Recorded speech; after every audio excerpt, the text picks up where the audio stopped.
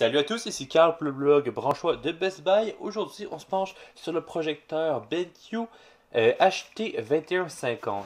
Donc, c'est un projecteur qui est vraiment dirigé vers les joueurs, consoles et PC qui veulent avoir une expérience sur un grand écran, contrairement à un petit écran d'ordinateur. Donc déjà, quand on déballe le produit, ça vient dans sa pochette de transport, ce qui est une très bonne chose parce que ça le protège même jusqu'à on veut le mettre sur une étagère pour le mettre de côté. Donc quand on déballe, on a deux zippers ici pour l'ouvrir. Et voilà, le projecteur est directement sur le dessus. Puis vous allez voir qu'il est extrêmement massif. On peut le mettre de côté, juste ici. Puis aussi une poche d'accessoires sur le devant pour ranger les câbles, les adaptateurs, etc. Donc déjà on a une télécommande qui a la fonction qui s'allume en rouge qu'on passe dessus pour voir dans le noir, qui possède toutes les fonctions que vous allez avoir de besoin pour contrôler le projecteur. Si par exemple au plafond vous n'avez pas accès au bouton physique du projecteur, eh bien vous pouvez utiliser la télécommande pour tout simplement contrôler tous les paramètres. Ensuite on a une ganse de transport pour le sac si vous voulez mettre sur votre épaule. On a la documentation, les CD, le pilote, etc. Si vous voulez savoir tout sur le projecteur, tout est là-dedans. Puis finalement, on a un cordon d'alimentation pour brancher le projecteur dans le mur. C'est une bonne chose qui inclut un fil assez long parce que si vous le mettez au plafond, vous allez avoir une bonne distance à parcourir pour atteindre une source de courant. On peut mettre la poche de côté ainsi que les accessoires parce qu'on va se pencher réellement sur le projecteur pendant la vidéo. Si vous voulez plus de détails sur les spécifications et tout, je vous invite à lire mon article sur le blog Branchois de Best Buy. Donc déjà, bon, ici il est tombé, mais on a un petit couvre projecteur donc qui couvre la lentille pour éviter qu'il y ait des poussières qui aillent dans la lentille pendant qu'on ne l'utilise pas. Donc on peut le retirer. Puis sur le dessus, une fois qu'on lève la petite porte juste ici, on va avoir accès à deux paramètres. Donc premièrement, on va avoir le focus qui va permettre d'avoir une image plus nette parce que dépendamment de la distance de l'écran, ça va jouer sur la netteté de l'image. Donc il faut bien ajuster ça pour avoir une belle image. Et on a un zoom juste ici qui va faire jusqu'à 1.3 fois, donc dépendamment de la taille de l'écran que vous voulez. En parlant de la taille de l'écran, on va avoir une résolution de 1080p, donc 1920 par 1080 pixels, sur une taille maximale de 100 pouces, donc 1.5 mètres plus ou moins, avec les conversions de pouces à métrique. Ça donne un écran extrêmement grand, c'est vraiment impressionnant.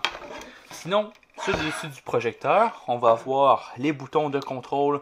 Tous ces boutons-là peuvent être remplacés par les boutons qui sont présents sur la télécommande. Mais comme je disais, si vous n'avez pas accès à la télécommande, eh bien, si vous n'avez pas accès au bouton du projecteur, la télécommande va être assez pratique. D'ailleurs, sur le devant, au côté de la lentille, j'ai oublié de mentionner, on a un petit capteur pour la télécommande pour pouvoir le contrôler. Puis voilà, donc aussi, on a une partie de la ventilation, juste ici, qui va permettre de refroidir le projecteur parce que oui, les projecteurs, ça chauffe quand même beaucoup. Là, au ventilateur ici, avec un ventilateur à l'intérieur qui va refroidir le tout. Le ventilateur est assez bruyant, surtout une fois qu'il est réchauffé et tout, parce que les projecteurs, comme je disais, ça chauffe. Donc, je conseille fortement d'utiliser des bons haut-parleurs parce que l'haut-parleur de 20 watts qui est dans le projecteur va dépanner si vous n'avez rien d'autre sous la main. Mais je vous conseille fortement d'avoir une solution audio de meilleure qualité. À part de ça, on va avoir deux entrées HDMI. La première qui est conventionnelle, la deuxième qui supporte le protocole MHL. Donc, pour streamer à partir de votre mobile vers le projecteur, ça prend le protocole MHL. Donc, ça c'est présent. Donc, si vous branchez votre iPhone, votre tablette Android, quoi que ce soit, c'est possible de le faire. Ensuite, on va avoir un USB type A et un USB mini B. Donc, pour connecter votre ordinateur au projecteur pour le contrôler. Puis aussi, une autre prise pour l'alimenter. Ensuite, on va avoir un port VGA que je vous recommande de ne pas utiliser parce que bon, la qualité n'est pas aussi bonne que le numérique HDMI. On part RS232 qui est un peu obsolète, qu'on aurait pu enlever ici, mais bon, il est là, c'est pas trop la fin du monde. Puis finalement, on va voir deux ports audio, un in et un sur la sortie. Si vous utilisez les ports HDMI, l'audio rentre directement avec l'HDMI, mais si vous utilisez le VGA, il va falloir utiliser la connexion 3.5 mm pour faire rentrer votre audio. Donc c'est pas mal ça qui fait le tour de la connectique de l'appareil, aux côtés évidemment du port d'alimentation qui était à l'arrière. Je vous laisse en plan secondaire à quoi ressemble l'image, malgré que bon, les caméras ça peut pas rendre justice à la vraie qualité d'un écran ou d'un projecteur via la vidéo. Il faut vraiment voir en personne pour voir la qualité. Mais honnêtement, la qualité est pas si mal.